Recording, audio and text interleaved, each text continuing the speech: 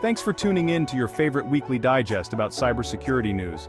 Let's kick off, starting from last week's news from the 4th to the 11th of November. Halliburton reports a $35 million loss after a ransomware attack. Halliburton, the U.S. oilfield services giant, disclosed a ransomware attack resulting in a $35 million loss due to disrupted operations and data exfiltration. The attack has impacted the company's revenue and is prompting a re-evaluation of their cybersecurity measures. Malicious PyPI package with 37,000 downloads steals AWS keys. A Python package on PyPI identified as malicious was downloaded over 37,000 times, stealing AWS keys and other credentials. The package exploited developer trust to gain unauthorized access to cloud resources. PyPI has since removed the package, warning users to verify package authenticity.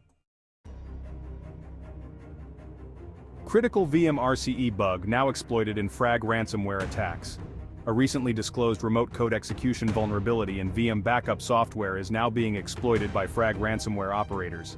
Security researchers urge organizations using Veeam to update to the latest patch to avoid potential attacks. D-Link will not fix NAS vulnerability. D-Link confirmed it would not issue a patch for a critical vulnerability in its NAS products, affecting users still relying on unsupported devices. Users are encouraged to disable internet access to these devices or upgrade to a supported NAS solution to avoid risks from this unpatched vulnerability. China-linked cyber espionage on U.S. officials. Chinese intelligence-affiliated hackers executed a cyber espionage campaign targeting U.S. officials. The hackers accessed call logs, unencrypted texts, and audio of numerous individuals, sparking heightened security concerns. Schneider Electric Cyberattack. Schneider Electric faced a cyber attack where hackers claimed to have exfiltrated 40 gigabytes of data. This is the company's second major incident this year. Schneider is working to secure its systems and evaluate any impact on its services.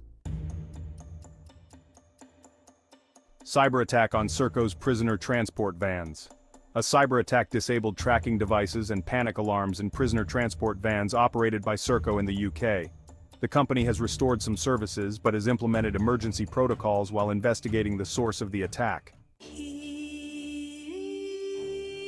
China state-linked group accused of hacking SingTel. The Chinese state-sponsored group Volt Typhoon allegedly breached Singapore Telecommunications, or SingTel, targeting telecom infrastructure globally. SingTel managed the issue, with no data exfiltration reported, but concerns about critical infrastructure remain. Collapse of IronNet cybersecurity firm. IronNet, founded by ex-NSA chief Keith Alexander, has shut down following a failed business strategy and unmet financial projections, leading to one of the biggest recent failures in the cybersecurity industry. American Waterworks cybersecurity incident. American Waterworks experienced unauthorized access in its computer networks, prompting an investigation. The company believes operations were unaffected, although it has since heightened its security posture. Interpol's operation against cybercrime infrastructure. Interpol's recent operation dismantled a vast cybercrime network, seizing 22,000 malicious IPs used for phishing and ransomware, leading to multiple arrests and ongoing investigations. HPE Aruba issued patches for 2 critical vulnerabilities in its networking access points. The flaws could allow unauthenticated remote code execution, urging immediate updates to prevent potential exploitation. Palo Alto Networks has issued security guidance to its customers about a remote code execution claim, encouraging strict access controls to their management interface as it monitors for any signs of exploitation. Now let's see the CVE of last week with a CVSS score, higher than 8.5, CVE 2024 42509, a critical vulnerability in Aruba Network's instant AOS 8 software, allowing unauthenticated command injection via specially crafted packets to the PyPI over UDP port 8211.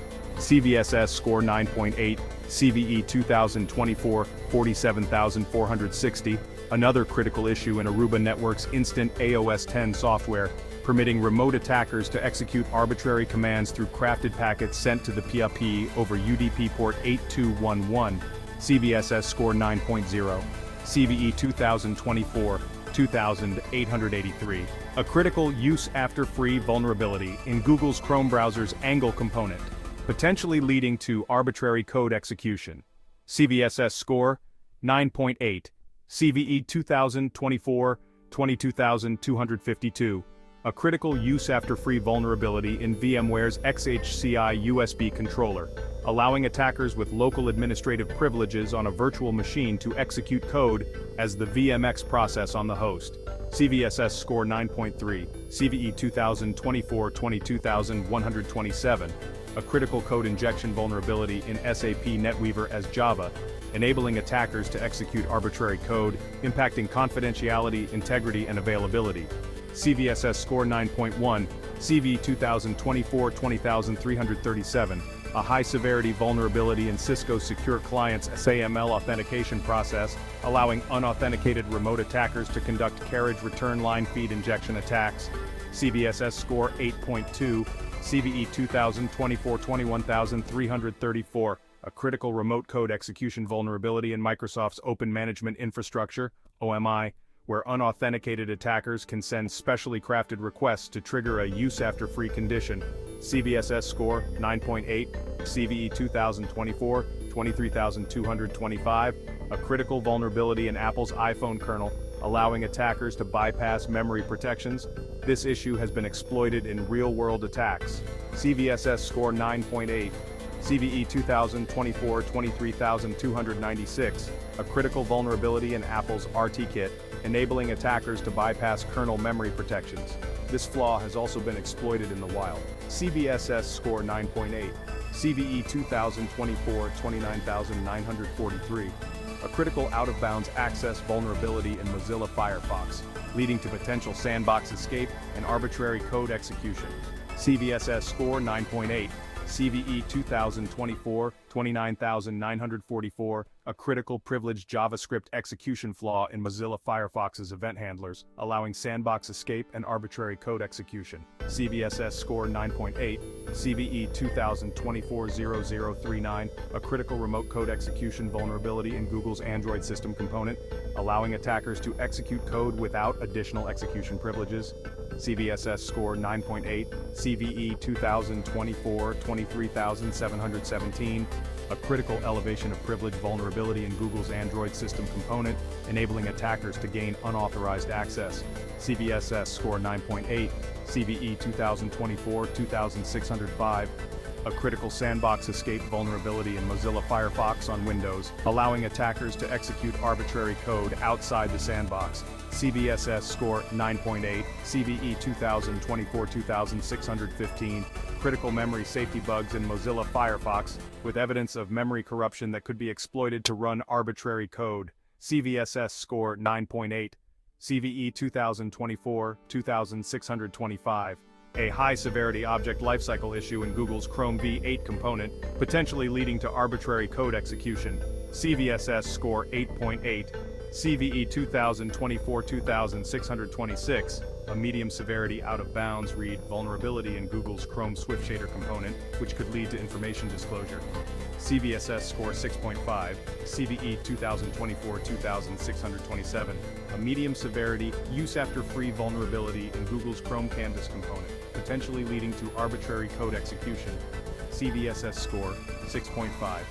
CVE 2024-2628, a medium-severity inappropriate implementation issue in Google's Chrome Downloads component, which could lead to security bypasses.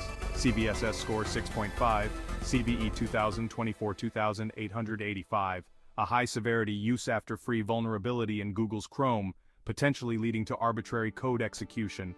CVSS, score 8.8.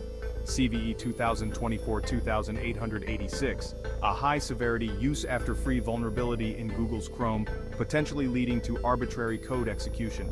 CVSS score 8.8, CVE 2024-2887, a high-severity type confusion vulnerability in Google's Chrome WebAssembly component, potentially leading to arbitrary code execution. CVSS score 8.8. I do spend the best efforts to produce original content. Your support, liking, sharing, and subscribing to the YouTube channel is highly appreciated. See you soon. Take care.